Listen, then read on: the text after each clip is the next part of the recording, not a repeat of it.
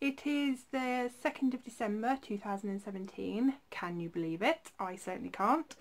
And I do apologise because it's been a couple of weeks now since I last posted, because I have had really awful flu. I know I put up a really short little film just sort of saying I have flu, but I have really been really unwell. I had a chest infection and a throat infection, and it has really knocked me for six. And whilst it's fabulous now, I'm not having the headaches, I've lost the fever. I had a straight fever for like 2 weeks, and at best we managed to get my temperature down to like 39, and at worst it was 41, which is, I had a seizure, which is hardly surprising at that sort of temperature. Yeah, so that wasn't nice as well, because on top of feeling horrendously unwell, I also had a seizure, which is always quite frightening, if I'm honest. I don't really like talking about my seizures because they make me very vulnerable, and they're quite scary for me coming out of them, because I lose my memory leading up to it, and so I'm only aware that I've had a seizure when someone's literally saying to me, it's okay, you're alright, don't worry, you've had a fit, but it's alright, you're okay, just as I sort of come out of it, and I'm like, what's going on, what's happening? And on the very rare occasion that Tony and Amelia have been out and I've had seizures, Tabby sits at my feet, which is something she never normally does. And I lost once when they were out. I lost about 20 minutes, and I was in Amelia's bedroom, and I don't remember going into Amelia's bedroom. I remember being in my wheelchair. I was tidying our bedroom, just sort of tidying around a little bit, sort of limited amount I can do in my wheelchair. And I don't know if maybe I'd gone in to take something into her bedroom or something, because I was suddenly like sort of slumped right down in my wheelchair, and Tabby was sat at my feet whining, and I just didn't know how on earth I'd got in there. It was really quite, and when I say frightening, I don't mean like terrifying, but it's, what's the word, it makes you, yeah, it's just weird when you sort of like, you come around, you're really confused, feel really like foggy, like really bad brain fog, and you can't piece together what's happened, and I normally feel quite sick afterwards. Yeah, so anyway, I've completely gone off point, and yeah, unfortunately I think it was because I had such high temperatures. Bless her, one of my friends said, you've got to go to hospital. I was like, yeah, that's not gonna happen. I know, no. So yeah, but it's been pretty rough, it really has. And I'm sorry we got cut off then. My phone died, so sorry about that. What I should have done, if I'd thought about it, was watch back what I filmed, but I haven't. So I'm sorry if it now all seems a little bit disjointed. But yeah, it was weird because I had 15%, but it just suddenly turned itself off. Very strange. Anyway, we've got it up a little bit now, so we can have a chat. Yeah, so getting over this flu. Like I say, the sort of the fatigue and everything is,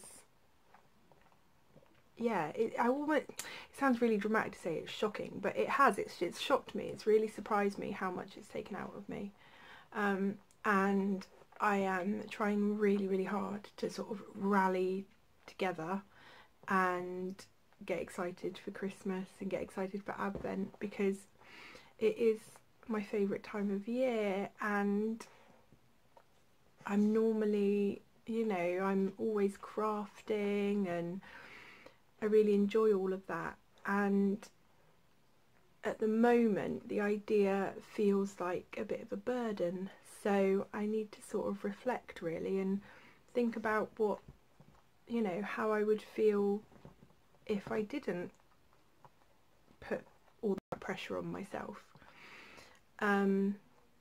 Because the very last thing I want to do is make myself, you know, 10 times worse for Christmas Day. So we will see. My pain is very bad. The muscle pain from the flu on top of my normal pain was really quite something to deal with. You know, I'm a huge advocate for staying calm through pain. I said it before, I'll say it again, I truly believe that the more tense you are when you're in pain, the worse the pain is. If you can get yourself to a calm place, whether it's through meditation or just focusing on something, there's a fabulous app actually that I use, and it's called the Insight Timer, and you download it, it's free, and you can sign in, and there's hundreds, probably, well, thousands of meditations on there and affirmations, and there's like specific groups, so you can go to pain meditations or world peace meditations or inner peace meditations. You can join groups. I haven't joined any groups, but I have explored some, and there's brilliant positivity affirmations which I really enjoy listening to. That inner peace that meditating brings is a really lovely thing, and I think especially when you live your life suffering, which, if we're honest, a lot of people living with debilitating chronic diseases do. Every day they suffer, and I know that's not a very nice word to use, but it is the truth and it is reality, and it makes people uncomfortable because none of us want to see the people that we love and care for suffering, but it is the truth. You know, if you're in pain 24/7 and you live with many different conditions, you know, as part of your disease, you suffer. And I think being able to gift yourself through meditation and affirming yourself is a very beautiful thing. It takes a lot of practice. It's by far not the easy way out, but it is a way out, and I think that that's why I sort of advocate it so much, is because it's not something that has downsides, you know. A lot of medications unfortunately do have side effects, and some have quite serious side effects, especially taken over a prolonged amount of time. There are no side effects to meditating. There are no side effects to chanting, you know. So that's, I think, why over the years it's something that I've really come to rely on, I suppose you could say. Sorry, I'm just keeping an eye on the time. Yeah, we're off to the cinema tomorrow, which I'm sure is going to be lovely. I'm sure it's going to be wonderful, but also a very big undertaking at the moment because, like I say, I am still struggling a little bit. But we're off to see Paddington 2, so it will be lovely, and you know, I love doing stuff like that as a family. I think it's really important.